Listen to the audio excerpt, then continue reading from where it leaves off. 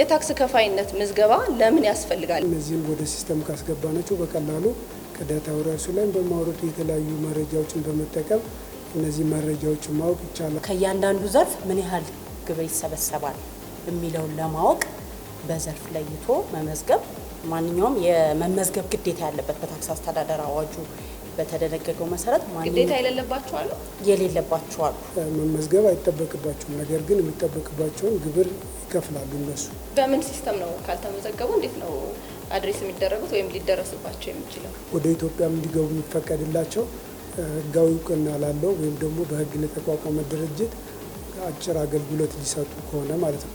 ቅድመ ሁኔታዎች ሳሉት ለምዝገባ አሉት። በትክክል አሉት።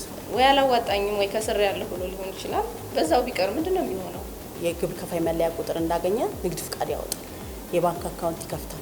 እነዛን ሰነዶች ደግሞ ለገቢዎች አምጥቶ ያለ መስጠት በቃ ጨርሻለሁ ብሎ በዛው የመሄድ ነገሮች አሉ። ግብር ከፋይ መለያ ቁጥር ካወጡ ጊዜ ጀምሮ ንግድ ፍቃድ ካወጡ ጊዜ ጀምሮ ከገቢዎች ጋር በቃ ቤተሰብ ሆነዋል ማለት ነው።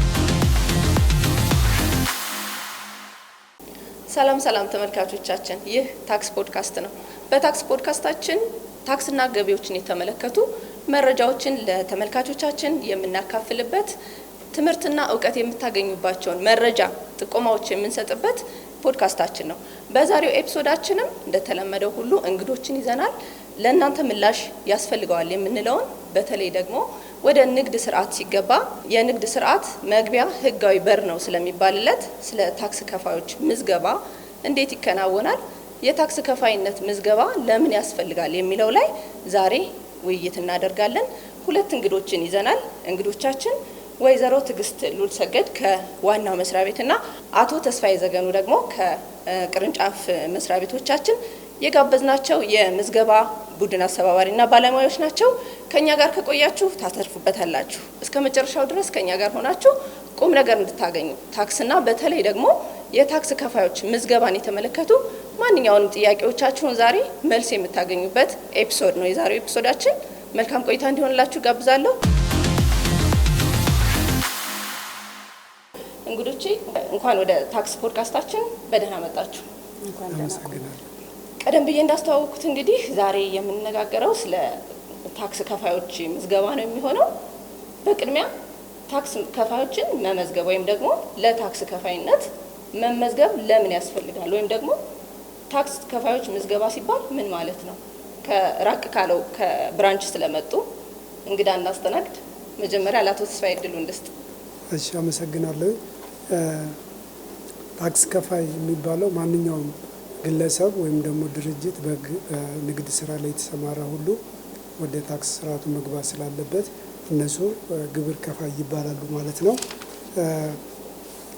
እንደ አጠቃላይ እነዚህ ከሆኑ ግብር ከፋይ የምንላቸው ግብር ከፋይ ስታዲያ ለምን መመዝገብ ያስፈልጋል፣ ጥቅሙ ምንድነው የሚለውን ለማየት ስሞክር፣ አንደኛ የታክስ ከፋዮችን ብዛት ለማወቅ በዋናነት እነዚህን ካወቅን በቀላሉ ገቢ ለመሰብሰብ ይቻላል፣ ለመቆጣጠር ይቻላል።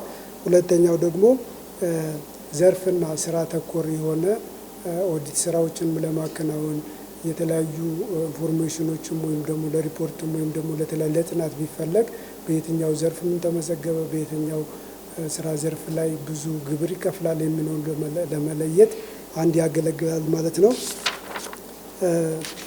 በአጠቃላይ እነዚህ ግብር ከፋዮች ከተመዘገቡ አንደኛ የህግ ተገዥነት ስርዓትንም ለማስከበር ትምህርትን በስርዓቱ ለመስጠት ያገለግላል። ከዛ ውጭ ደግሞ የግብር ከፋይነት መመዝገብ የሚያገለግለው ወይም ደግሞ የሚጠቅመው ማለት ወደ ታክስ ስርዓት ያልገቡ ካሉ እነሱም ወደዚህ ማዕቀፍ እንዲገፉ ለማድረግ የሚያገለግል ነው ማለት ነው። በግብር ከፋይነት መመዝገብ ግስት መጨመሪያው አለ እዚህ ላይ ምንድነው ያው እሱ ያላቸው ነገሮች እንዳሉ ሆነው ግብር ከፋይን መመዝገብ አንደኛ የአገሪቱን የኢኮኖሚ አቅም ለማወቅ እና በዛ ላይ ተመርኩዞ መንግስት የሚያለማቸውን የልማት ስራዎች ለመተንበይ ወይንም ለማከናወን ከፍተኛ አስተዋጽኦ አለው ማለት ነው። ከዛ በተጨማሪ ደግሞ ግብር ከፋዮችን መመዝገብ እንደየደረጃቸው በዘርፋቸው ቅድም ሱብሲዲ እንደነበረው በዘርፍ በታክስ አይነት ከፋፍሎ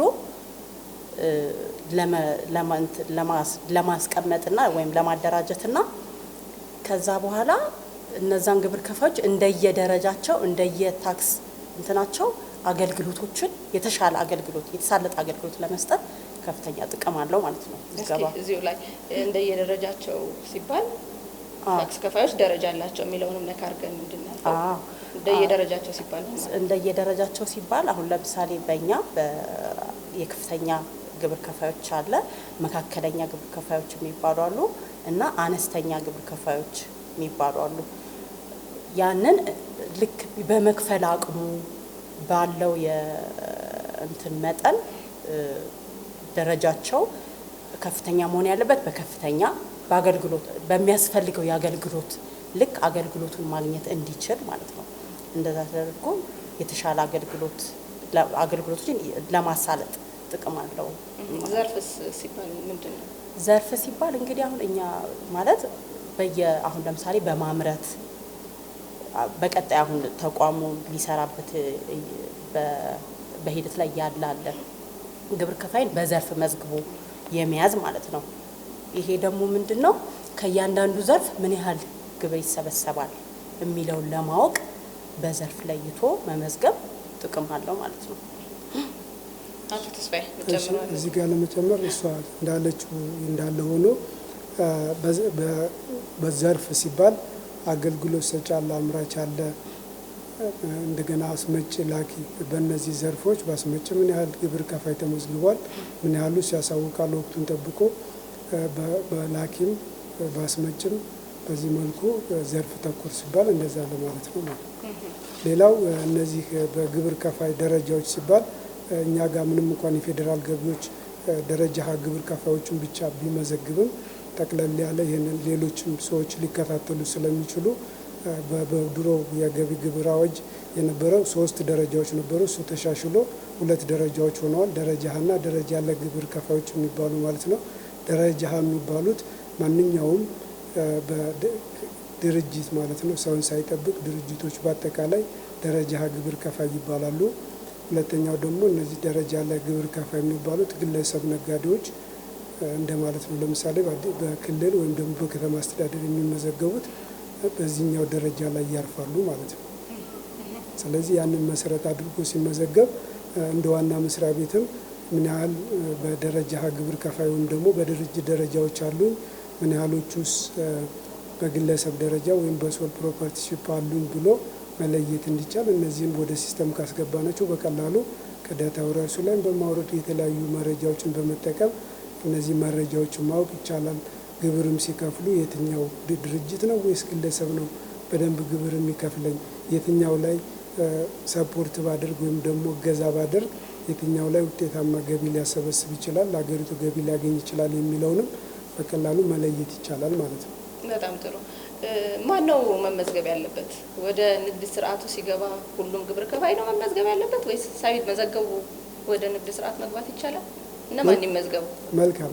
መመዝገብ ያለባቸው በገቢ ግብር አዋጅ ላይ በተጠቀሰው መሰረት ማንኛውም ገቢ የሚያገኝ ወይም ደግሞ በሕጉ መሰረት ግብር እንዲከፍል የተወሰነበት ሁሉ መመዝገብ አለበት።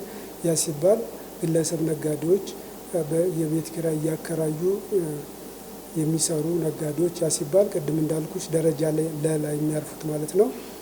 እንደ ድርጅት ስንመጣ ደግሞ የአክሲዮን ማህበሮች፣ ኃላፊነቱ የተወሰነ የግል ማህበር፣ ባለ አንድ አባል ኃላፊነቱ የተወሰነ የግል ማህበር፣ እንደዚሁም የሃይማኖት ተቋማት፣ መንግስት ያልሆኑ ድርጅቶች፣ ባለበጀት መንግስት መስሪያ ቤቶች፣ የመንግስት ሆነው የልማት ድርጅቶች፣ ውጭ ሀገር ያለ ድርጅት ነገር ግን ኢትዮጵያ ውስጥ በቋሚነት የሚሰራ ድርጅት፣ እነዚህ ሁሉ ወደ ግብር ስርዓቱ የመግባት ግዴታ አለባቸው ማለት ነው። ምን ትጨምራለች? እነማን ይመዝገቡ ለሚለው እንዳልኩት ማንኛውም የመመዝገብ ግዴታ ያለበት በታክስ አስተዳደር አዋጁ በተደነገገው መሰረት ግዴታ የሌለባቸው አሉ፣ የሌለባቸው አሉ ማለት በአዋጁ መሰረት መመዝገብ ማይጠበቅባቸው ለምሳሌ ውጭ ሀገር ያለ ድርጅት እዚህ ሀገር ውስጥ መጥቶ ለአጭር ጊዜ አገልግሎት የሚሰጥ ከሆነ የቴክኒካል አገልግሎት ሊሆን ይችላል፣ የተለያዩ ሰፖርት የማማከር ሊሆን ይችላል። እነዚህ አሁን መመዝገብ አይጠበቅባቸውም። ነገር ግን የሚጠበቅባቸውን ግብር ይከፍላሉ እነሱ። በምን ሲስተም ነው ካልተመዘገቡ እንዴት ነው አድሬስ የሚደረጉት ወይም ሊደረስባቸው የሚችለው? በጣም ጥሩ። ያ ማለት አንድ የነዛ ሰዎች ሲመጡ እኛ ጋር ወይም ደግሞ ወደ ኢትዮጵያ ውስጥ ሲመጡ አንድ ድርጅት ጋብዟቸው ነው ወይም ደግሞ በጨረታ አሸንፈው ነው ሊሆን የሚችለው። ስለዚህ ያ ድርጅት መጥቶ እኛ ጋር ያሳውቀን ብሎ እንደዚህ እንደያዝ የሚባል ድርጅት አገልግሎት ስለሰጠኝ ብሎ በዛ መሰረት እንዲከፍሉ ይደረጋል ማለት ነው። ምክንያቱም እነዛ መጥቶ አገልግሎት የሚሰጡት ወደ ኢትዮጵያም እንዲገቡ የሚፈቀድላቸው ህጋዊ እውቅና ላለው ወይም ደግሞ በህግ ለተቋቋመ ድርጅት አጭር አገልግሎት ሊሰጡ ከሆነ ማለት ነው። ከዛ ውጭ ከሆነ ግን ረጅም ጊዜ የሚቆዩ ኢትዮጵያ ውስጥ በቋሚነት የሚሰሩ ከሆነ ቅድም እንዳልኩሽ ቲን ነምበር የማውጣት ግዴታ አለባቸው ማለት ነው። ሌላው አሁን ተስፍሽ ባለው በተጨማሪ በሰንጠረዥ መሰረት የሚጣለው የመጨረሻ ግብር ላይ ግብር የሚከፍል ማንኛውም ግለሰብ ተፈጻሚ አይሆንም ማለት ነው። ይሄ ምዝገባ እዛ እነዚህ ግብር ከፋዮች የግብር ከፋይ ምዝገባ ግዴታ የሌለባቸው ማለት ምዝገባ የሌለባቸው ይሄ ምዝገባ እነሱ ላይ ተፈጻሚ አይሆንም። ታክስ ፖድካስታችን እየተመለከታችሁ ነው የተወደዳችሁ ተመልካቾቻችን። ፕሮግራማችን አይታችሁ አስተያየቶቻችሁን ብታደርሱን አስተያየቶቻችሁን እናስተናግዳለን። ላይክ፣ ሼር እና ሰብስክራይብ እያደረጋችሁ ከኛ ጋር ብትወዳጁ ቁም ነገር ታገኛላችሁ፣ ታተርፉበታላችሁ። እንቀጥላለን። አንድ ግብር ከፋይ ወይም አንድ ወደ ንግድ ስርዓት ውስጥ ለመግባት ያሰበ ድርጅት ወይም ግለሰብ ለምዝገባ ሲመጣ ምንድን ነው ይዞ መምጣት ያለበት? ቅድመ ሁኔታዎች ሳሉት ለምዝገባ አሉት? አዎ በትክክል አሉት።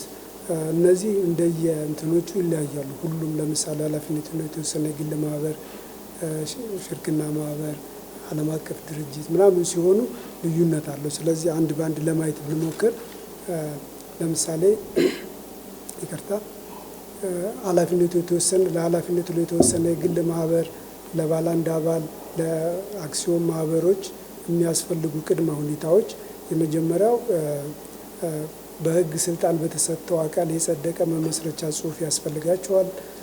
ከንግድና የቀጠናዊ ትስስር ሚኒስቴር የተሰጠ ስም ስያሜ ያስፈልጋል። ስም ስያሜው 6 ወር ያለፈው መሆን የለበትም።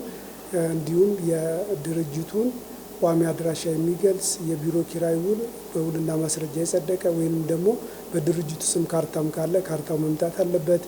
የድርጅቱን የሚመራው ስራ አስኪያጅ መታወቂያ ወይም ደግሞ መንጃ ፍቃድ ሊሆን ይችላል ወይም ፓስፖርት ሊሆን ይችላል። ማንነቱን የሚገልጽ ጊዜው ያላለፈ ኮፒ እንፈልጋለን። ከዛ ውጪ የግል የግብር ከፋይ መለያ ቁጥር ያስፈልገዋል፣ ፋይዳ ቁጥር ያስፈልገዋል። ከዛ በተጨማሪ የእያንዳንዶቹ ሼር ሆልደሮቹ ባለ አንድ አባል ካልሆነ ከዛ በላይ ካሉ የእያንዳንዳቸው የግል የግብር ከፋይ መለያ ቁጥርና ፋይዳ ቁጥር ያስፈልጋቸዋል። እነዚህን ይዞ ከመጣ ስራ አስኪያጁ መመዝገብ ይችላል ማለት ነው በግብር ከፋይነት። ከዛ ውጭ ስራ አስኪያጁ ሳይሆን ተወካይ ከሆነ የሚመጣው ተወካዩ በድርጅቱ ስም የተሰጠ ውክልና ይዞ መምጣት አለበት ማለት ነው። የጸደቀ ይዞ ከመጣ መመዝገብ ይችላል ማለት ነው። ይሄ ለእነማን ነው ማለት ነው የሚያገለግለው? ኃላፊነቱ ለተወሰነ የግል ማህበር፣ የአክሲዮን ማህበር፣ ለሽርክና ማህበራት ይሄ ያገለግላል። ከዛ ውጭ ለባለበጀት የመንግስት መስሪያ ቤትና ለመንግስት የልማት ድርጅቶች የሚያስፈልገው ደግሞ ከዛኛው ይለያል። ይህም እንደሚታወቀው ባለበጀት መስሪያ ቤትና የመንግስት ሲሆን በአዋጅ ስለሆነ የሚቋቋመው ድርጅቱ ወይም ደግሞ መስሪያ ቤቱ የተቋቋመበትን አዋጅ ካመጣልን፣ ሌላው መስሪያ ቤቱ ወይም ድርጅቱ የሚገኝበትን ቋሚ አድራሻ ይዞ መምጣት አለበት። ሌላው የድርጅቱን ወይም ደግሞ የባለበጀት መስሪያ ቤቱን የሚመራው የተቋሙ ስራ አስኪያጅ ወይም ዳይሬክተር የምደባ ደብዳቤ ያስፈልጋል። ከዛ በተጨማሪ የዛው የኃላፊው ጊዜው ያላለፈ 3x4 የሆነ ጉርድ ፎቶ ማንነቱን የሚገልጽ የጊዜው ያላለፈ ዶክመንት መታወቂያ፣ ፓስፖርት ሊሆን ይችላል። እሱ ማምጣት አለበት። ቀደም ሲልም እንደገለጽኩት የግል የግብር ከፋይ መለያ ቁጥርና ፋይዳ ቁጥር ካመጣ እነዚህ ድርጅቶች እኛ ጋር ያለምንም ሁኔታ በቀላሉ መመዝገብ ይችላሉ ማለት ነው። ከዛ ውጪ የሃይማኖት ተቋሞችም እኛ ጋር ይመዘገባሉ። የሃይማኖት ተቋም ሲሆን ደግሞ በህግ ስልጣን በተሰጠው አካል ያ ሲባል የሃይማኖት ጉባኤ የሚባሉ አሉ። የሃይማኖት ጉባኤው ሰርቲፊኬት ይሰጧቸዋል እንዲመዘገቡ ብለው። ከዛ ውጪ የሃይማኖት ተቋሙ መተዳደሪያ ደንብ ይመጣልናል። ከዛ ውጪ የቢሮ ኪራይ መቼም አይከራዩም እነሱ እዚህ ጋር ቦታ ከሆነ ቦታው የነሱ መሆኑን የሚገልጽ ማንኛውም ሰነድ በእውቅና ባለው አካል በመንግስት አካል ጸድቆ ከመጣ እንመዘግባቸዋለን። የሃይማኖት ተቋሙን የሚመራው አካል የታደሰ መታወቂያ ቀደም ሲል እንደገለጽኩት ፋይዳ ቁጥር እነዚህን ይዞ ከመጣ በቀላሉ ማስተናገድ ይችላል። እዚህ ጋር ውክልናው ለሁሉም ያገለግላል። ውክልና ሲደረግ ብዙ ጊዜ እኛ ጋር እያስቸገረን ያለው ውክልና ተወክለው ዝም ብሎ የሚመጡት ወይ በስራ አስኪያጁ ስም ይሆናል ወይንም ዝም ብሎ ውክልና። ነገር ግን ድርጅት ስለሆነ እየመዘግበን ያለን ማንኛውም ተወካይ ሲመጣ በድርጅቱ ስም የተሰጠ በሃይማኖት ተቋሙ ስም የተሰጠ ውክልና ሊሆን ይገባል ማለት ነው። ከዛ በተጨማሪ የዓለም አቀፍ ድርጅቶችም እኛ ጋር ይመዘገባሉ። ለምሳሌ ኤምባሲዎች ይመዘገባሉ። እነሱም ሲመዘገቡ በውጭ ጉዳይ ሚኒስቴር በኩል የተረጋገጠ ወይም አውቴንቲኬትድ የተደረገ የስምምነት ውል ማለት ነው ኢትዮጵያ ውስጥ እንዲሰሩ የተሰጠ ከመንግስት ጋር የተደረገ ውል ይዞ መምጣት ይጠበቅባቸዋል። ኤምባሲው ወይም ደግሞ ዓለም አቀፍ ድርጅቱ በትክክል የሚገኝበትን አድራሻ የሚገልጽ ዶክመንት ካመጡልንም እንደዚሁ ያስፈልጋል፣ ግዴታ ነው። ከዛ ውጭ አሁንም በውጭ ጉዳይ ሚኒስቴር በኩል የተረጋገጠ ኤምባሲውን ወይም ዓለም አቀፍ ድርጅቱን እንዲመራ የተወከለው ግለሰብ የታደሰ ፓስፖርት የሀገሩ ፓስፖርት ይሆናል። ኢትዮጵያ ነዋሪ ከሆነ ደግሞ ኢትዮጵያ ነዋሪነትን የሚገልጽ፣ ኢትዮጵያ ነዋሪ ካልሆነ ፋይዳ ቁጥርና ቲን ነምበር አይገደድም እሱ ማለት ነው። ከዛ ውጭ የህብረት ስራ ማህበራቶችም ይመዘገባሉ እኛ ጋር። የህብረት ስራ ማህበራቶች ሲመዘገቡ እንደዚሁ እነሱም ሰርቲፊኬት ማምጣት ይጠበቅባቸዋል። ከፌዴራል ህብረት ስራ ማደራጃ ጽህፈት ቤት የሚሰጥ ሰርቲፊኬት አለ፣ እሱ መምጣት አለበት።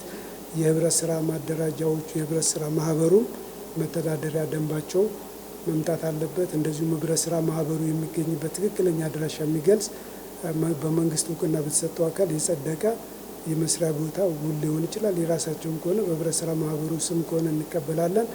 ሌላው ህብረት ስራ ማህበሩን የሚመራው ግለሰብ የታደሰ መታወቂያ ፓስፖርትም ከሆነ ማንኛውም እሱነቱን የሚገልጽ ወቅታዊ የሆነ መረጃ ካመጣልን የቲን ነምበርና ፋይዳ እንደተጠበቀ ሆኖ ማለት ነው ካደረገ መመዝገብ ይችላል። ሌላው በኢትዮጵያ ነዋሪ ያልሆነ ድርጅት እንደዚህ ኢትዮጵያ ውስጥ ይመዘገባል። እነሱም ሲመዘገቡ የሚያስፈልገው በአገሩ የተመዘገበበት ዋናው ማለት ነው በኢትዮጵያ በፌዴራል መንግስት በውጭ ጉዳይ ሚኒስቴር በኩል የተረጋገጠ ውጭ ሀገር ድርጅቱ የተመሰረተበትን ማምጣት አለበት።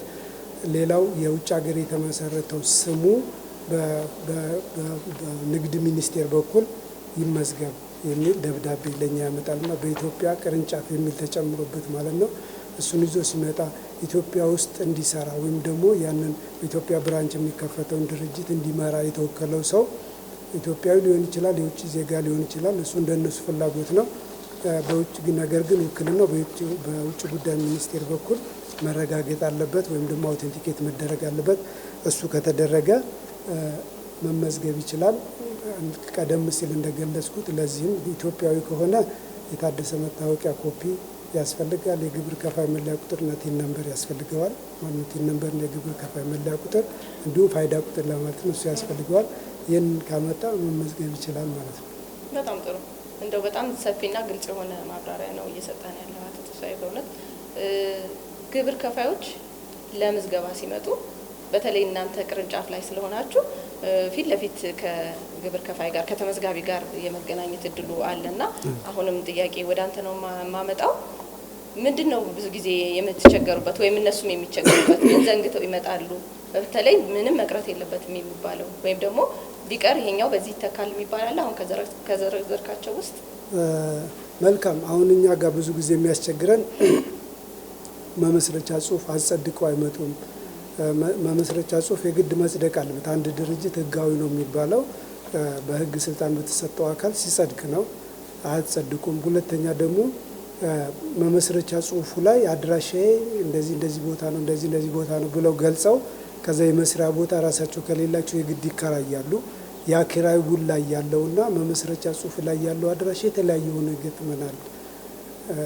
ማለት አሁን ምንም የኮምፕሮማይዝ የሚደረግ ነገር አይደለም። የግድ መስተካከል አለበት፣ የጠራ መረጃ መግባት ስላለበት ማለት ነው። ከዛ ውጭ ደግሞ የተደገመ ስም ይዘው ይመጣሉ። ንግድ ቢሮ ሄደው የተደገመ ስም ይዘው ይመጣሉ። እነሱ መጀመሪያ ስሙን ያወጡና ስም ስያሜውን ረጅም ጊዜ ቆይተው በ8 ወር በ9 ወር ያመጣሉ። ነገር ግን በንግድና ኢንዱስትሪ ወይም ደግሞ በአሁኑ በአዲሱ በንግድና ቀጠናዊ ትስስር ሚኒስቴር ስም ስያሜ ሲሰጥ ለ6 ወር ነው የሚያገለግለው። ከዛ በኋላ ካልተመዘገቡ እነሱ ለሌላ ይሰጥ ይችላል። ነገር ግን ጊዜው ያለፈ ይዘው ሊመጡ ይችላሉ። ከዛ ውጭ ደግሞ አንዳንድ ድርጅቶች ከሃይማኖት ተቋም ላይ የቢሮ ኪራይ ተከራይተው ይመጣሉ። ያን ጊዜ ምን ይገጥመናል? አይ ሃይማኖት ተቋም ሲያከራይ ማጸደቅ አይጠበቅበትም፣ ምክንያቱም ሃይማኖት ተቋም ነው። እንደዛ የሚል አሰራር ነበራቸው? የለም።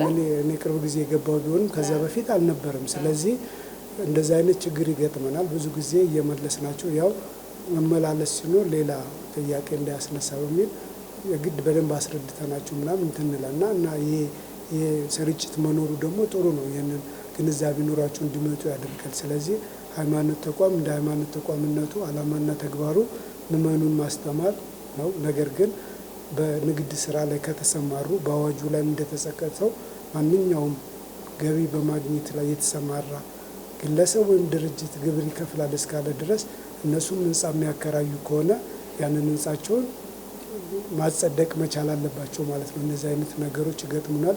ከዛ አልፎ ደግሞ የሼር ሆልደሮች ባለድርሻዎች ቲን ነምበርና ፋይዳ ስንጠይቃቸው የተለያየ መረጃ እየሰሙ ይመስለኛል ፋይዳ ቁጥር ላለመስጠት ፈቃደኛ የማይሆኑ አሉ።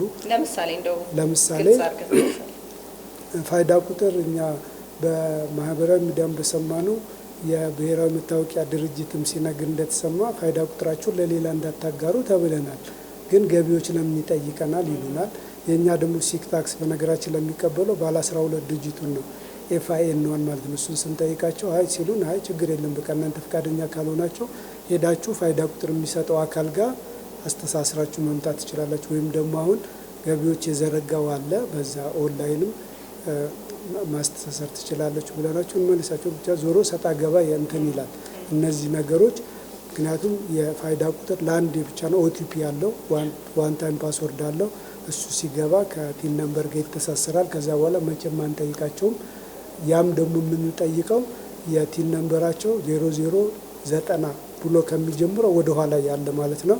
እኛ ጋር እንደ ምስራቅ ስንመዘግብ 0089900 አካባቢ ቲን ነምበር ከሚጀምር ጀምሮ ፋይዳ መሰጠት ስለጀመረ እነሱ ቲን ሲያወጡ መጀመሪያውንም አሻራ ሰጥተው ሳይሆን የግል ቲን የሚያወጡት በፋይዳ ቁጥራቸው ስለሆነ መጀመሪያውም ስለተሳሰረ አንጠይቃቸው።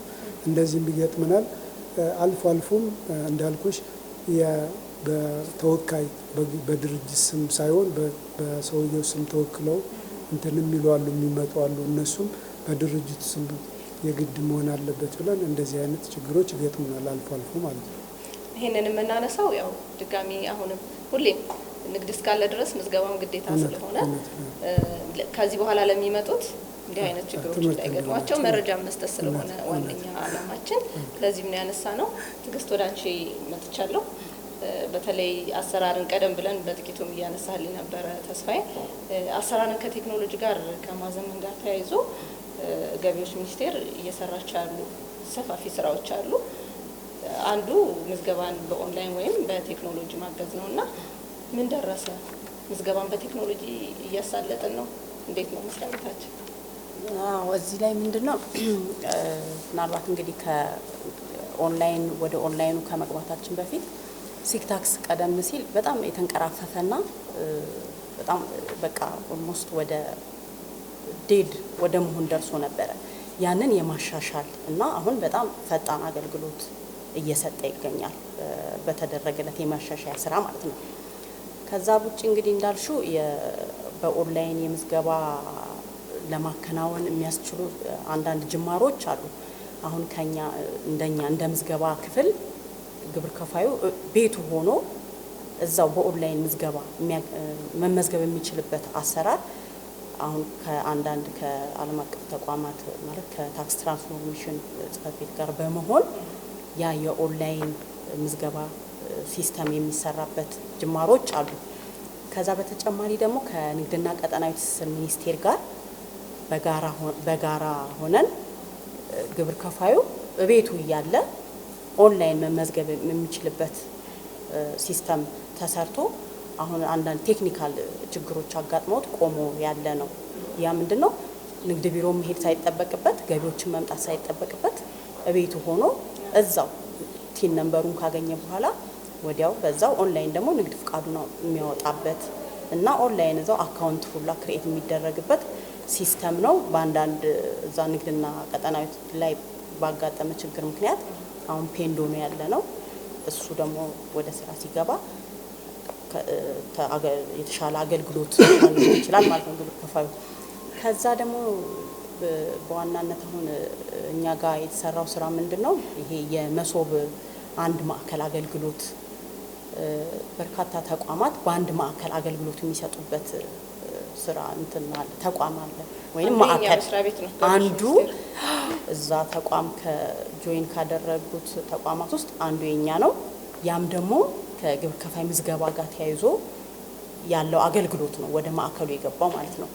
ስለዚህ እዛ ማዕከል ላይ ምንድነው የተደረገው ያው እንዳልኩሽ ምዝገባ እዛ ሆኖ ግብር ከፋዩ ወደ ገቢዎች መሄድ ሳይጠበቅበት ማዕከሉ ጋር ሄዶ እዛው ሰነዶችም እዛው ስላለ ንግድ ቢሮም እዛው ስላለ አገልግሎቱን እዛው አግኝቶ ምዝገባውን ጨርሶ የሚሄድበት ነው። ይሄ ማለት የትም ክልል ሊሆን ይችላል።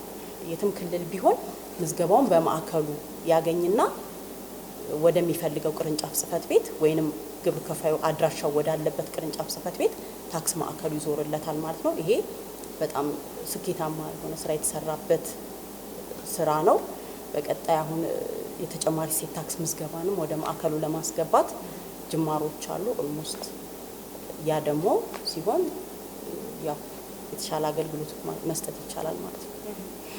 ተስፋዬ ቀደም እያነሳልኝ ነበረ በተለይ ምን ያስፈልጋል ወደ ምዝገባ ሲመጡ ምን ያዙ ከሚለው አንዱ የግብር ከፋዮች ወይም ተመዝጋቢዎች የፋይዳ መታወቂያ ያስፈልጋሉና ዲጂታላይዝ ከማድረጉ ጋር ተያይዞ ደህንነቱ የተጠበቀ መረጃም እንዲኖራቸው ግብር ከፋዮች ታስቦበት መረጃዎቻቸው ከፋይዳ ጋር የሚያያዙበት ሁኔታ አለና ለምንድን ነው የፋይዳ መታወቂያ ከግብር ከፋይ መለያ ቁጥር ጋር እንዲያያዝ የተደረገው? ጠቀሜታ አለው? ለምንድን ነው ከዚህ በፊት ስላልነበረ ማለት ነው አሁን መተሳሰሩ የሚያስገኘው ጠቀሜታ ምንድነው? መልካም ብዙ ጠቀሜታዎች አሉት። ቲጂ ያለችው ጋር አንድ ነገር ልጨምርና ወደሱ አልፋለሁ። የእሴት ታክሱ ድሮ የነበረው በጣም ይጨናነቅ ነበር። ብዙ የማይወስዳቸው አንዳንድ ካራክተሮች ነበሩ። ለምሳሌ አድራሻ ሲቀይር ወደ ሌላ ታክስ ማዕከል ለማዞር ሌላ ቨርዥን ነበር የምንከፍተው። ስራ ለመስራት ደግሞ ሌላ ነው። እነዚህን አስቀርቶልናል። ጥሩ ነው። ለምሳሌ ረጅም ኢሜል ሲኖር ረጅም ስም ሲኖር ምናምን ያስቸገረን ነበር የበፊቱ እሴት ታክስ። አሁን ግን የተሻሻለው አፕዴት የተደረገው ጥሩ ነው። ፍጥነትም አለው። አሪፍ ነው። በዚሁ ይቀጥል ለማለት ነው። እነዚህ የግብር ከፋይ መለያ ቁጥርን ከፋይዳ ጋር ማስተሳሰር ጥቅሙ በርካታ ነው። አንደኛው ማጭበርበርን ይከላከላል። ያምን ለማለት ነው። ለምሳሌ እስከ ዛሬ በነበረው ፋይዳ በሌለበት ጊዜ ሰዎች ማንነታቸውን በተለያየ ማንነት እየመጡ አንዱ ወጋ ሚስተር ከበደ፣ አንዱ ጋር ሚስተር በቀለ ወይም ሚስተር ዋይ ሚስተር ኤክስ እያሉ ብዙ የማጭበርበር ነገሮች ይኖሩ ነበር። ነገር ግን ፋይዳ ሲኖር ያንን ያስቀራል ማለት ነው። ሁለተኛው ከባንክ ጋር በተገናኘም እንደዛው። ለምሳሌ ድሮ በነበረው ፋይዳ ካልተሳሰረ አሁን ማንነቱን ቀይሮ ሌላው ጋር ገንዘብ ገቢ ያደርጋል፣ ሌላኛው ጋር ያደርግም። ለእነዚህም ከባንክ ጋር ከክፍያ ጋር ማለት ትክክለኛነትን ከማነጋገጽ አንጻርም ጥሩ ጎን አለው ፋይዳ መኖሩ። ከዛ ውጭ አሁን እኔ እንደሰማሁት ከኢሚግሬሽን ጋር ሁሉ እንደተያያዘ ለምሳሌ ብዙ በተለይ በወርቅ በማምረት ላይ የተሰማሩ ድርጅቶች ሀገራችን ላይ የውጭ ድርጅቶች ናቸው። ሰርተው ምንም አይነት ዕዳ ያለባቸው ሳይከፍሉ ወደ ውጭ የመውጣት እድል ይኖራቸው ነበር ብዬ አስባለሁ ከዚህ በፊት። አሁን ግን ይሄ ካለ በቃ ልክ ሰውየው ፋይዳው ሲገባ ሂስትሪው ምን እንደሆነ ምን እንደሚሰራ ያንን ሁሉ ስለሚያያዝ ያንን ሁሉ ያገለግላል ማለት ነው። ሀብትን ከማሸሽም ጋር በተገናኘ የነበሩ የወንጀል ድርጊቶችንም ይከላከላል። በጣም ይከላከላል። ከዛ ውጭም ንግድ ፍቃድን በቀላሉ ለማውጣት ቲን ነበር ድሮ ለማውጣት አሻራ ያዝ 10%፣ 70% ድረስ እየተባለ ልፋት አለው። ስፔሻሊ ለግለሰብ ግብር ከፋዮች አሻራ ተሰጥቶ በሚወሰድበት ጊዜ። ሌላው በየገቢ ሰብሳቢ ተቋሙ በጣም ከፍተኛ ሰልፎች ነበሩ ድሮ እኔ እንደማስታውሰው። አሁን ግን የለም። ፋይዳ ቁጥር በመስጠት ብቻ ቲን ነምበር በቀላሉ ማውጣት ይቻላል። ስለዚህ አሰራርንም አቅልሏል ማለት ነው። አሰራርንም ያቀላል። አሁን ሙሉ በሙሉ ወደ ተግባር ሲገባ ጥሩ ጎን አለው እና አሪፍ ነው። የአልፎ አልፎ የሆነ ሲስተሞች እምቢ ማለትም አሉ። በዛው አጋጣሚ እነሱም ይህንን ያውታል ብዬ ስለማስብ አንደኛ ቅድም እንደነገርኩሽ አንዳንድ ግብር ከፋዮች ካላቸው የተሳሳተ መረጃ ሊሆን ይችላል ከውጭ ሀገር ጋር ካለው በማገናኘት ምናምን የሚፈሩ አሉና ምንም መፍራት እንደሌለባቸው አንድ ጊዜ ከተመዘገበ በኋላ ያቸው ኦቲፒያቸውን እንጂ አሳልፈው መስጠት የሌለባቸው በተለያየ ጊዜ አንድ የገቢ የትኛውም ገቢ ተቋም ፌዴራል በዩ ክልል በዩ አንድ ጊዜ ቲን ነበሩ ከተሳሰረ ከዛ በኋላ አይጠየቁም። ስለዚህ እነዚህ ግብር ከፋዮች እኛ ጋር ለግብር ፐርፐዝ በምንጠይቃቸው ጊዜ አይ የብሔራዊ መታወቂያ አገልግሎት እኮ በሜሴጅ ለማንም አሳልፋችሁ እንዳሰጡ ብሎናል፣ ስለዚህ ልሰጥ አይገባም ብለው እኛ ጋዛ ፍሮንት ዴስክ ከባዘ ብዙ ሰው እየጠበቀ እያለ እንትን ከሚሉ በቃ ትክክለኛ የሚፈለገው ለዚህ ነው። በቃ ማንነቱን ትክክለኛነቱን ለማረጋገጥ ያክል ነው እንጂ ሌላ ምንም አይነት ዓላማ የሌለው መሆኑን አውቀው በዚህ ግንዛቤ እንዲኖራቸው ለማለት ያክል ነው። ጥሩ፣ እናመሰግናለን አቶ ተስፋዬ። ትጂ የምትጨምሪው ነገር ካለሽ እዚህ ላይ? ምናልባት ተስፍሽ ኦልሞስት ሁሉንም ብሎታል። ምንድነው የምጨምረው ነገር ከፋይዳ ጋር መተሳሰሩ ትክክለኛ የግብር ከፋዩን ዲሞግራፊክ አድራሻውን በትክክል ለማግኘትና የግብር ከፋዩን ማንነት ለመለየት ከፍተኛ ጥቅም አለው ማለት ነው ፋይዳ ጋር መተሳሰሩ። መልካም። ቀደም ብለንም እያነሳ ነው ነበር እንደው እንዳጠቃላይ ግብር ከፋዮች ለምዝገባ ሲመጡ መገንዘብ ያለባቸው መጉላላትም እንዳይገጥማቸው ቀደም ብሎ ሲገጥሙ ከነበሩ ችግሮች አንጻር እነዚህ ችግሮች አሉ፣ እነዚህ ናቸው እንዲጉላሉ የሚያደርጋቸው የሚባሉ የሚያጋጥሙ ችግሮችን እንደው እንደተሞክረውም ካለ አሁን ይሄ ነገር ነበረ ይሄ እንደዚህ በመሆናቸው ጊዜያቸውንም ጉልበታቸውንም ያባክናሉ የሚባል የሚገጥሙ ችግሮች ምዝገባ ላይ ካለ ተስፍሽ ካንተ ጀምር። መልካም። ብዙ ጊዜ ግብር ከፋዮች ዝም ብለው ነው የሚገቡትና ቅድመ እንትን አይኖራቸውም። እኛ እንትን አለን፣ የዩቲዩብ አድራሻ አለን፣ ዩቲዩብ አለ፣ ቴሌግራም አለ። እዛ ላይ ገብተው በደንብ አውቀውት ቢመጡ ጥሩ ነው። አንዳንዶች ምንም መረጃ ሳይኖራቸው ቀጥታ ነው የሚመጡት። ያ ማለት ምንድነው?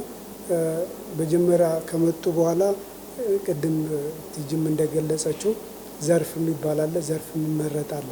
የሆነ ዘርፍ ይመርጡና ከዛ በኋላ ተመልሰው እኛ ፕሪንት አድርገን ማህተም ተደርጎ ከተሰጣቸው በኋላ ተመልሰው ቀይሩልን ይሄን አይደለም ያልኩት አይነት ይባላል። እና መጀመሪያ ሁሉም ግብር ከፋዮች መስራት ያለባቸውን እርግጠኛ ሆነው አስበውበት መክረው ዱሪያውን አጥንተው ቢገቡበት፣ ከዛ ውጭ ሁሉ ነገር ቀላል ነው። ከዛ ደግሞ አንዳንድ ግብር ከፋዮች የሚመስላቸው ቲን አውጥተው ንግድ ፍቃድ አውጥተው በቃ ስራ ከሌለ በዛው ልቁጭ የሚሉት ስራ ከሌለ ምኑን አሳውቃለሁ ሄጄ ይላሉ። ግን ግብር ከፋይ መለያ ቁጥር ካወጡ ጊዜ ጀምሮ ንግድ ፍቃድ ካወጡ ጊዜ ጀምሮ ከገቢዎች ጋር በቃ ቤተሰብ ሆነዋል ማለት ነው። ስለዚህ አክቲቭ ሆኖ መነጋገር አለባቸው። ቀርበው ስልጠና ሲባል ስልጠና መጥተው መውሰድ አለባቸው። አሁን ስልጠና በተለያየ ዘርፍ አለ። የሞጁራል ስልጠና አለ፣ አጫጭር ስልጠናዎች አሉ። በሁሉም የመገናኛ ብዙሃኖች ይሰጣል። እነዛን ሁሉ እየተከታተሉ ከገቡ ሁሉ ነገር ቀላል ነው። ስለዚህ እኛ ጋር ብዙ ጊዜ የሚያስቸግረን ምንድነው እንዳልኩሽ መጀመሪያ መመስረቻውን ስም ስያሜ ያወጣሉ። መመስረቻ ካወጡ በኋላ የሆነ ነገር ትዝ ሲላቸው ስም መቀየር ያስፈልጋቸው፣ እንደገና ደግሞ ስም ለመቀየር ይሄዳሉ። ይሄ አሁን ውጣ ውረድ ነው። ስለዚህ ስሙን ቀይረው ደግሞ ሲመጡ መመስረቻ ጽሑፉ ላይ ያለው በቢሮ ኪራይ ውሉ ወይም ደግሞ በድርጅታቸው መስሪያ ቦታ ላይ ባለው ስም ሶስቶቹ አንድ አይነት ካልሆኑ እንመልሳቸዋለን። ስለዚህ ይህንን ሁሉ ከግምት አስገብተው መጀመሪያ በደንብ አስበውበት እኛ ጋር ሲመጡ አሁን ቀደም ሲል የነገርናቸውን ሁሉንም አሟልተው ከመጡ ለአዲስ ቲን ማክሲመም በጣም ብዙ በድሮ ሲስተም ማለት በድሮ ሲስተም 45 ደቂቃ ነበር ስታንዳርዱ ማለት ነው። አሁን ባለው ከ15 እስከ 25 ደቂቃ ባለው ወስደው መሄድ ይችላሉ። ያው ብዙ እንዲመላለሱ ማድረጉት እንደነገርኩሽ ወይ የድርጅቱ አድራሻ መመስረቻው ላይ ሌላ ይሆናል፣ እዛኛው ላይ ሌላ ይሆናል። መመስረቻው ላይ የቢሮ ቁጥር ያስገባሉ፣ ቢሮ ክራዩን ላይ አያስገቡም። በመቸኮላቸው የተነሳ አይተው አይወስዱም።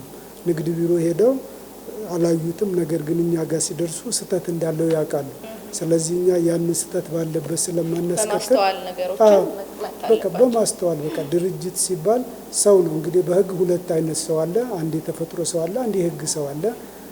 ድርጅት ማለት ሰው ነው በቃ። ከዛ በኋላ ሁሉም ነገር የሚያደርገው ባንክ አካውንት የሚከፍተው፣ ከከሰሰ የሚከሰው፣ ከተከሰሰ የሚከሰሰው፣ እርዳታ ከሰጠ እርዳታ የሚሰጠው ሁሉ ነገር ድርጅቱ እስከሆነ ድረስ ሳይቸኩሉ ጊዜ ወስደው በደንብ አንብበው ንግድ ቢሮ ሲሄዱ መጀመሪያ በቃ ዲቴል ይህን ስም በወስድ ይጠቅመኛል ብለው በደንብ አስበው ከዛ ስሙን አውጥተው ከመጡ በኋላ እኛ ጋር ምንም ሰጣ ገባ የሚባል ነገር የለም።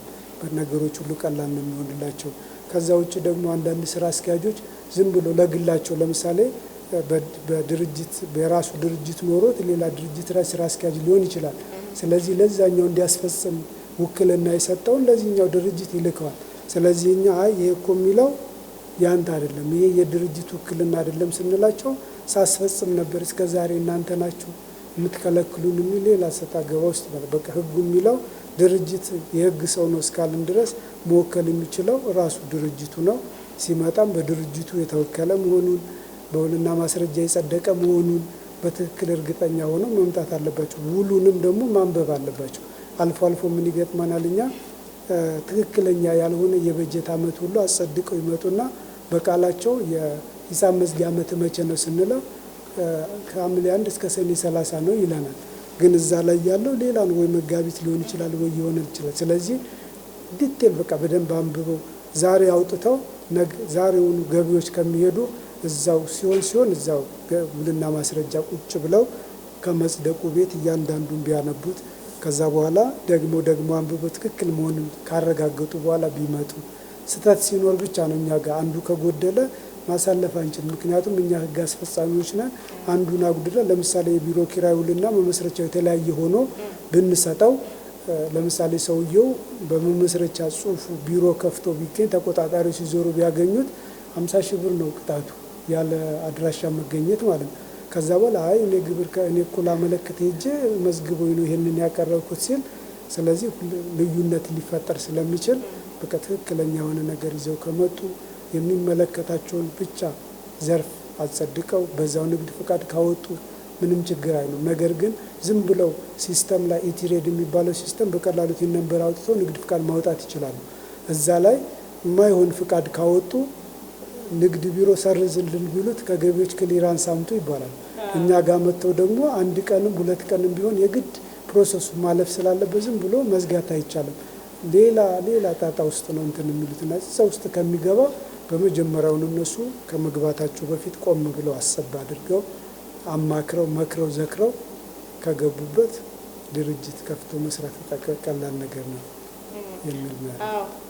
ስለ መዝጋት ቀጥዬ ልመጣበት የነበረው ይሄ ነበርና አንድ ግብር ከፋይ ቀረብ ላይ ያነሳው በጣም ጠቃሚ ሀሳብ አለ።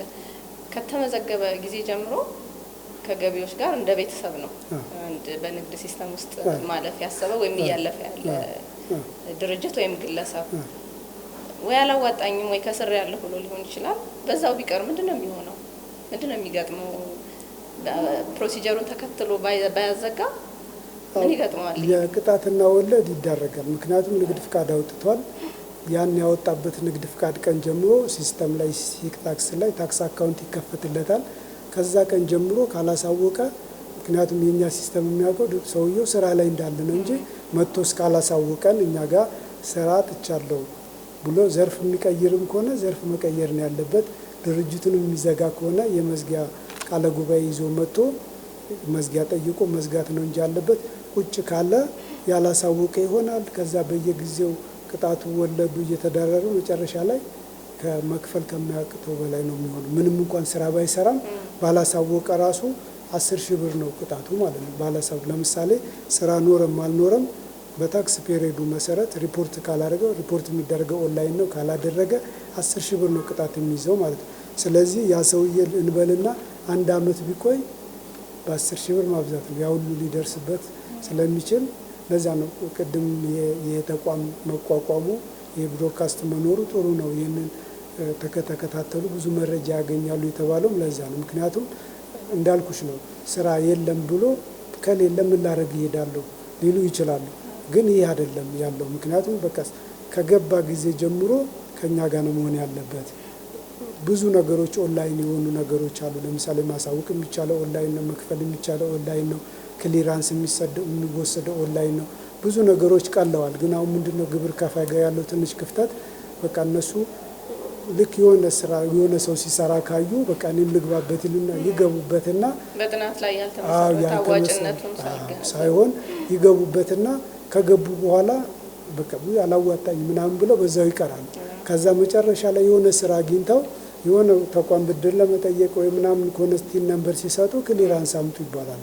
ከዛኛ ጋር ሲመጡ እዳ ኖሮባቸው እንዴ የተሰራሁት ነው እዳ ያለብኝ ይላሉ። ግን ያ አይደለም። በቃ እሱ ከተመዘገበ ጊዜ ጀምሮ አክቲቭሊ ፓርቲሲፔት ነው ማድረግ ያለበት፣ መጠየቅ ነው ያለበት። ሲመጣ ማንኛውም ሰው ፍሪ ሆኖ ነው የሚነግረው የፈለገውን ነገር። ስልክም አላር በስልክና እንደጋም ይደወላል፣ መጠየቅ ይችላል። እዚህም ላይ አስተያየት ላይም በጥያቄ ቢያቀርቡ እኔ በግል ራሱ ብዙ ቲክቶክ ላይ የሆነ ነገር የተሳሳተ ነገር እንኳን ሲያደርጉ ከስር ጠቅሼ እነግራቸዋለሁ እና ብዙ ባለሙያዎች ይህንን ለማድረግ ዝግጁ ናቸው። ትልቁ ችግሩ ምንድነው? በቃ እኔ አላዋጣኝም ትቼዋለሁ ብለው እዛው ይቀራሉ። ግን ንግድ ቢሮም ይዞታል፣ ገቢዎችም ይዞታል። ከዛ መጨረሻ ላይ ደግሞ ሲፈልጉ ቲን ነምበር አንድ ጊዜ ብቻ ነው የሚሰጠው፣ ሌላ ቲን ነምበር አይሰጥም። ሌላ ስራ ሊጀምር ሲል ያን ቲን ነምበር ለአገልግሎት በሚፈልገው ጊዜ ነው እስከዛሬ ጊዜ እኮ ከዚህ ጀምሮ እዳ አለብህ ሲባል መች ሰራው ነው ቁጭ ብዬ ነው ቤል ይሄ እንትን የለውም። ከግንዛቤ ማጣት ነው ስላላወቀ ነው ምናምን የሚል ህግ ያው አለማወቅ ከተጠያቂነት አያድንም እንደሚባለው ማለት ነው። ጥሩቲጂ ምን ታያለሽ እዚህ? ተስፍሽ ጥሩ አድርጎ ዘርዝሮታል። ምናልባት አሁን እኛ ጋር ምዝገባ የመጀመሪያ ምዝገባ እንደመሆኑ መጠን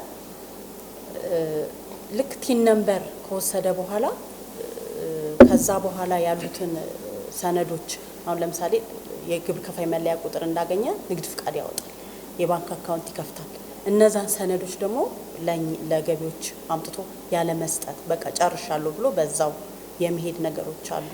ስለዚህ ያ ደሞኛ በቃ ይሄ ሰውዬ ንግድ ፍቃድ አላወጣም ብለን ወይ ይዘጋል ወይ ወደ አርካይቭ ይገባል።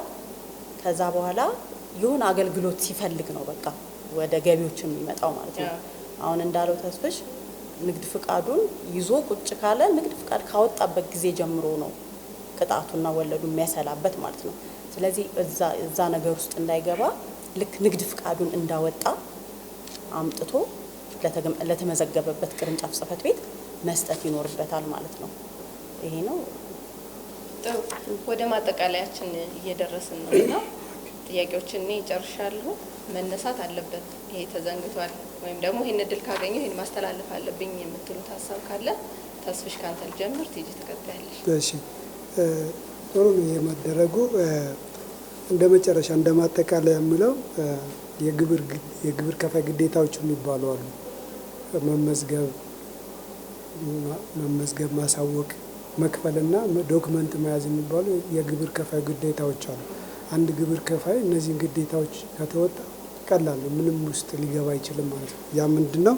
መመዝገብ ቀደም ሲል የዘረዘር ነው እንዳለ ከተመዘገበ በኋላ ታክስ አካውንት መክፈት አለበት። ከዛ እነዚህ ቅድም ያልናቸው የግብር ከፋይ መለያ ቁጥር ነው የሰጠነው። ከዛ እንደየዘርፉ ተጨማሪ ሴክ ታክስ የሚያስፈልገው ከሆነ መጥቶ መመዝገብ አለበት። ምክንያቱም ካልተመዘገበ አሁን ድሮ ቲኦቲ የሚባል ተርኖቨር ታክስ የሚባል ነበር፣ እሱ ቀርቷል። በ1104 የወጣች መመሪያ አለች፣ ነሐሴ ላይ የወጣች። ከዛ ሁሉም ድርጅቶች ተጨማሪ ሴክ ታክስ ይመዘገባሉ። ስለዚህ ያ ግብር ከፋይ ንግድ ፍቃድ አውጥቶ እኛ ጋር ካልመጣ ልክ በሚመጣበት ጊዜ ከመጣበት ጊዜ ጀምሮ ስለሆነ ልንመዘገበው የምንችለው። ምክንያቱም ድሮ ተርኖቨር ታክስ ወደ ኋላ ሄዶ እንዲያሳውቅ ይደረጋል። ይህንኛው ግን ያለው ምንድነው? በቃ ከዚህ በኋላ ተርኖቨር ታክስ የሚባል ቀርቷል። በ1395 ተሽሯል። ከዛ በኋላ በ1104 በምትባል መመሪያ ደግሞ ሁሉም ድርጅቶች መመዝገብ አለባቸው ስለተባለ፣ ስለዚህ ቲን ነምበር ካወጣ በኋላ ንግድ ፍቃድ ማውጣት አለበት። ወዲያው መጥቶ እኛ ጋር የሚያስፈልጉ ታክስ አካውንቶች ይከፈታሉ። ኤክሳይዝ የሚመለከተው ከሆነ ኤክሳይዝ ሰርተፍኬት ይሰጠዋል። ተጨማሪ እሴት ታክስ ከሆነ ተጨማሪ እሴት ታክስ አካውንት ይከፈትለታል። እነዚህን ማድረግ አለበት ማለት ነው። ከዛ በኋላ ማሳወቅ የሚባለው ላይ ደግሞ ፔሪዮዱን ጠብቆ ለምሳሌ ዊዞልድ የሚያደርግ ከሆነ ዊዞልድ ባደረገበት ቀጣይ ወር ማሳወቅ አለበት። ያንን ካላሳወቀ አሁንም ቅጣትና ወለድ ነው የሚይዝበት ማለት ነው። ሌሎችም ማንኛውም እነዚህ ቫትም ከሆነ በቀጣዩ ስራ ኖረም አልኖረም በዜሮ ሪፖርት ማድረግ አለበት። ስለዚህ ብዙ ጊዜ አሁን ሮሮዎችን አልፎ አልፎ የምንሰማው ምንድን ነው? በቃ ቫት ይመዘገባል አያሳውቅም፣ ታክስ አካውንት ይከፈትለታል አያሳውቅም። እንደዚህ አይነት ነገሮች ስለሚኖሩ ከዚህ በኋላ ግን ይህንን አውቀው ማድረግ አለባቸው። ሌላው መክፈል አለባቸው። አሳውቆም የሚከፈል ካለ ዝም ብሎ መያዝ የለበትም፣ መክፈል አለበት። ፋይናሌ እነዛን ሲያሳውቅ የቆረጣቸውን ደረሰኞች እያንዳንዶች ውል ሊሆን ይችላል። ሁሉንም ነገሮች ሰነድ መያዝ አለበት ማለት ነው። እነዚህ የግብር ከፋይ ግዴታዎች የሚባሉ እነዚህን ካሟላ አንድ ግብር ከፋይ ሙሉ ነው፣ ምንም አይነት ነገር አይገጥመውም። ከዚህ በተጨማሪ ደግሞ ይህን መድረክ አገኘው ብገልጸው የምለው ብዙ ጊዜ ለውጦች አሉ። በአዋጅ ቁጥር በአስተዳደር አዋጁ 983 አንቀጽ 10 ላይ ለውጥ የሚባሉ አሉ። ለውጥ ለምሳሌ የአድራሻ ለውጥ፣ የስራ አስኪያጅ ለውጥ፣ የኤሌክትሮኒክስ መገናኛ ዘዴዎች፣ ስልክ ቁጥር፣ ኢሜል አድራሻ፣ ሁሉንም እነዚህ ለውጦች፣ የአቋም ለውጥ፣ እነዚህ ለውጦች ሲኖሩ የአቋም ለውጥ ሲባል ለምሳሌ ባለ አንድ አባል የነበረ ከነበረ ወደ ኃላፊነት የተወሰነ አንድና ከዛ በላይ ሁለትና ከዛ በላይ ወደ ሆነ ማለት ነው። ያን ሲቀይር ካፒታል ሲያሳድግ ወይም ሲቀንስ እነዚህ ለውጦች ናቸው። እነዚህ ለውጦች በሙሉ ለውጥ ባደረገ በ30 ቀን ውስጥ እኛ ጋር መጥቶ ማሳወቅ አለበት። እነዚህን ካላደረገ አሁንም ቅጣትና ወለድ ነው የሚይዘው። ዝም ብሎ ገቢዎች መቅጣት ፈልጎ ሳይሆን የሚቀጣው ሕግን ለማስከበር ሲባል ነው። ማለት ቅጣት ሲባል ራሱ ቅድም 10 ሺህ ባላሳወቀ ብዬሻለሁ። 70% አንስቶ እንደሚታወቀው ብዙ ግብር ከፋዩ ከግንዛቤ ጥረት ነው ከሚል አንጻር 70% ተነስቶ የሚከፍሉት ትንሿን ፐርሰንት ማለት 30% ብቻ ነው የሚከፍሉት ማለት ነው። ስለዚህ ለውጥ ሲኖርም እስከ 20 ሺህ ብር ድረስ ቅጣት አለው። በወቅቱ ለምሳሌ አድራሻ ከቀየረ በ30 ቀን ውስጥ መጥቶ እኛ ጋር ካላሳወቀ ቅጣት አለው። ስራ አስኪያጅም ሲቀይር ሁሉንም ለውጦች በ30 ቀን ውስጥ መጥተው እንዲያሳውቁ ይህንን ካደረጉ በጣም ቀላል ነው። ከዛ ውጭ ቲጅም እንደገለጸችው ብዙ ጊዜ የሚገጥሙ ችግሮች በድርጅቱ ስም ኢሜል አያወጡም፣ ዝም ብለው ነው የሚመጡት። ኢሜል አውጥተው መምጣት አለባቸው። ሁሉም በድርጅቱ ቢሆን ይመረጣል። ለምሳሌ ድርጅትና ግለሰብ እኮ መለያየቱ ጥቅሙም አንደኛ ዶክመንቶች እንዳይደበላለቁ ያገለግላል። ለምሳሌ አንድ ድርጅት ሶል የሚሰራ ከሆነ ባንክ አካውንት የሚከፍተው በስሙ ነው። ስለዚህ የሆነ ብር ሲገባ በስሙ ነው የሚገባው። በድርጅቱ ይግባ በስሙ የሚለይ ነገር የለም። መልእክትም ሲላክ ሚክሰር ያለ ምናምን የሚል ኢሜል ከሆነ የከፈተው በሱ ነው የሚገባ። የድርጅቱ ስም የሱ ሲል ለመለየት ይቸገራል። ስለዚህ ድርጅት በሚሆንበት ጊዜ ግን ምን ማድረግ አለባቸው? በድርጅቱ ስም ባንክ አካውንት አስከፍተው መጥተው ማስመዝገብ አለባቸው። ሁሉንም ባንኮች ማለት ነው። ሲስተማችን የሚይዘው አንድ ነው። ሌሎቹን ግን ባወጡ ቁጥር ተጨማሪ ባንክ አካውንት ስላወጣው ከፋይሌ ጋር እያያዝ እያሉ ማያያዝ አለባቸው። ሌላው ስልክ ቁጥር ሲቀይሩ፣ ስራ አስኪያጅ ሲቀይሩ ወቅቱን ጠብተው እኛ ጋር ካሳወቁ ጥሩ ነው ብዬ አስባለሁ። ማጠቃላይ ሀሳብሽን እንስማ። እሺ እንግዲህ ያው ተስፍሽ የዘረዘራቸው 4ቱ ግዴታዎች አሉ። እኛ ዛሬ ያየነው የታክስ ከፋዮች ምዝገባን የሚመለከት ነው።